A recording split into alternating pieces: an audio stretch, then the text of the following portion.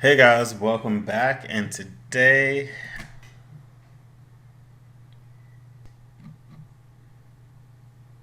hey guys, welcome back. And today I'm going to be continuing my Finding a Deal series.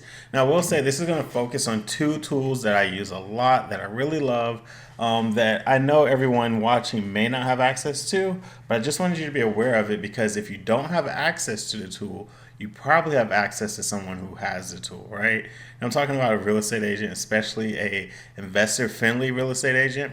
If you're in the DC area or even just in the state of Maryland or Virginia, you can definitely connect with me. But you can also find other people on like websites like Bigger Pockets and stuff like that. All right, so I'm going to jump to it. The first tool I'm going to look at is HomeSnap.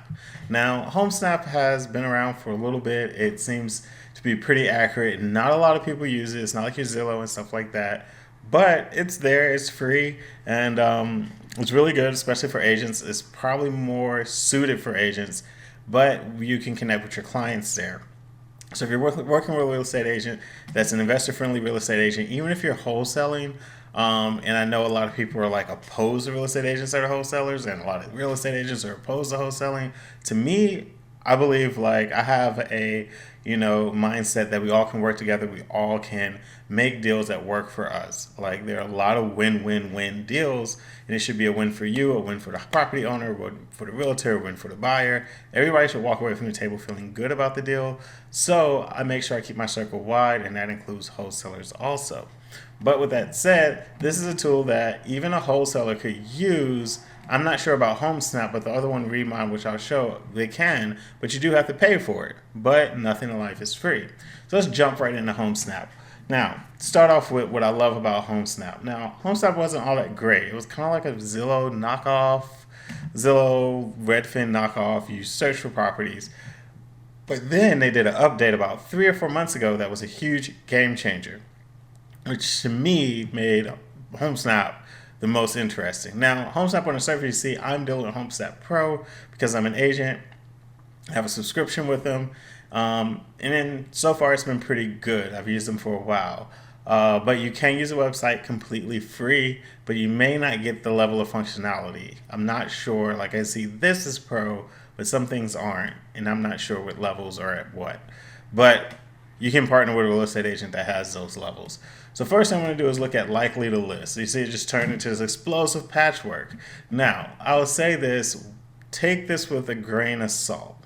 This is not the power in this website here, the likely to list tool. It is a great filter. It's good for if you want to target things and stuff like that.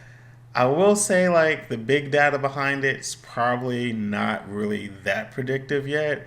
For instance, I've looked at my own property, my own house, and it says I'm likely to list. I may be shocked in a year and be selling my house. I may not be, but I don't think I'm going to move anytime soon. But maybe compared to my neighbors, I am. They used to put a time frame like 18 to so and so months, but they don't do that anymore. I think this site is actually powered by Remine, which is the other site I'm going to show you. But I'm going to show you the differences between the two and why I like using both in conjunction with each other. So this likely list filter is pretty cool. It can show, like, for instance, this house has a most likely to list opposed to this house that's blue, or it's actually a business. This house is blue, is off market, and probably least likely to list. So we don't really want to look at that. And that's not necessarily true. I mean, if you're driving for dollars and you see a house and your agent says, well, least likely to list, doesn't really mean anything. I think in a bigger context, if I was sending out 100 mailers in this area or 1,000 mailers, I would want to target these guys more frequently because the chances are that more of the orange will probably list. But I wouldn't, as predictions go with data, I think there's a saying, knowing what 1 million people will do with big data is inevitable. Like it will do that. However, knowing what one person will do using big data, that's for movies. It's really hard to predict the behavior of one person. So with all that said, it's not really the filter that's all cool here. Is when you do target one, it's a lot of information here. So this one here, actually, I picked a commercial property that doesn't. Let me get into the neighborhood here. I picked up a whole bunch of bad ones. Actually, it's so much here to look at. I'm gonna jump straight to distress deals too, so I can show you like a 2-on-1. Okay, there's so many less distress deals. So distress just means that they're behind on their mortgage payment, right? So they're facing foreclosure, and you can actually filter on the different statuses. And this one is like in almost, it's not as a trustee sale, but it's known as a foreclosure sale, right? So I'm gonna click on that one. We can get the information. And for a lot, not all, if the website has information, go straight to contact the owner, and you can see the owner's information there, right? And in some cases, you can even see, I'm going to just take a shot in the dark here and hope, yes, wow. You can see all the information on this owner. You can see phone numbers, all the phone numbers they have, the multiple email addresses they have, uh, the whole shebang, like more information maybe they even know than they know about themselves. It starts really getting down like to age. Maybe that's true. I don't know. Maybe that's useful to you. Facebook, LinkedIn, like, yeah, it gets kind of creepy really quick. Gender, marital status, if those give you an edge, have at it. But the biggest thing is going to be the contact info, because before we had to rely on mailers, so we can go pull like absentee owner lists, or go pull lists and see like who has notice of foreclosures and things like that, and then you can just go mail them or go knock on their door, and that's very time consuming. But for no money, for no gas, I can just craft an email, send it over. I can make it very personal too if I want, because all I'm doing now is spending my time. I can even call them. One of their numbers is on the do not call list.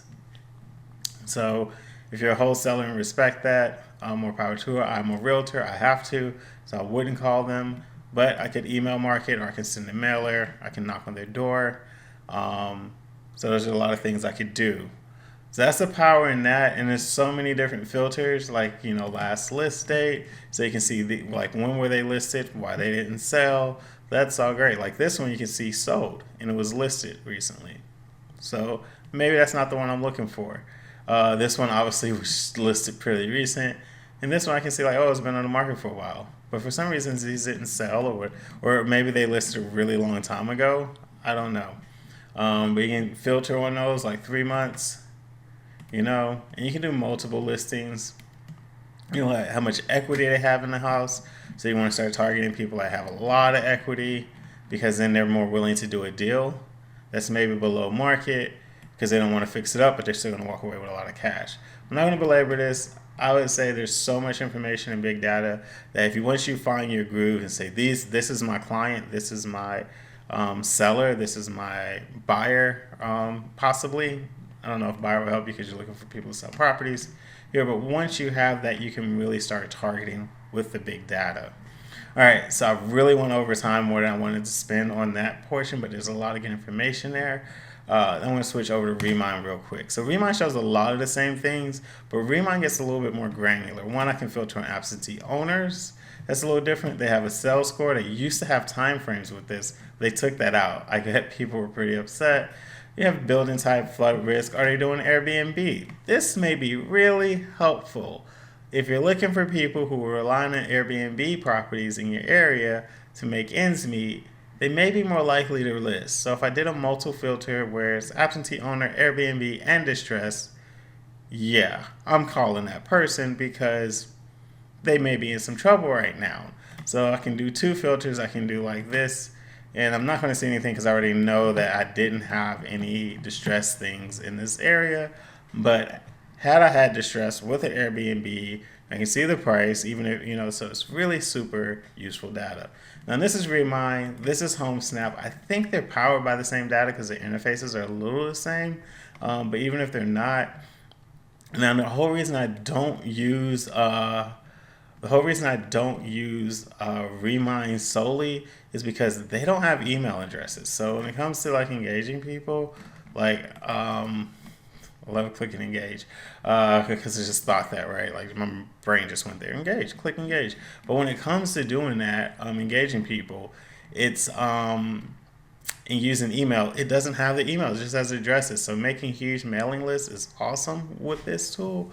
But if you're looking at like, leverage email more or add that to your marketing campaign, then it just doesn't work. So once they put email in here, I'm rocking and rolling with this all day.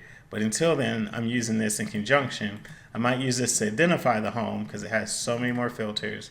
But I'm going to use this to see if I can at least find the owner. And this doesn't always have it. If it's public, the person's out there putting their information everywhere, then they'll probably have it. If it's not, then they won't. But I am seeing more and more people. Also, there are some people that you can't market to because they've already unsubscribed from things and stuff. So there's a limitation in email. But hopefully, we're pretty much at time. I didn't want to go too far.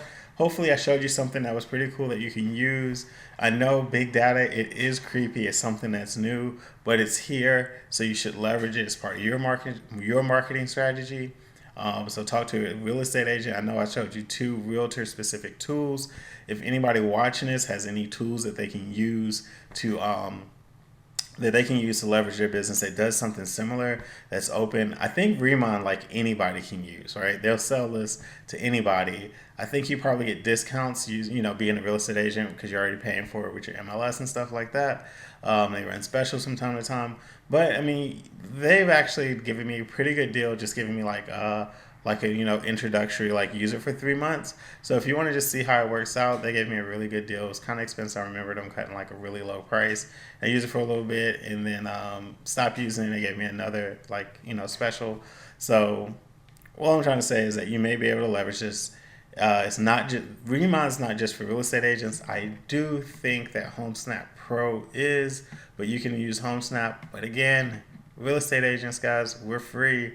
If you find a good real estate agent, they love doing this type of stuff. They love pulling information. Just don't abuse them too much, and understand that, maybe they might, I don't know if they'll charge you, if they're allowed to do that in your state, but there's information that some agents have access to, or some agents may not even know they have access to, but find the guy that does and knows, and they can open a lot of doors for you. There's a whole lot of value there.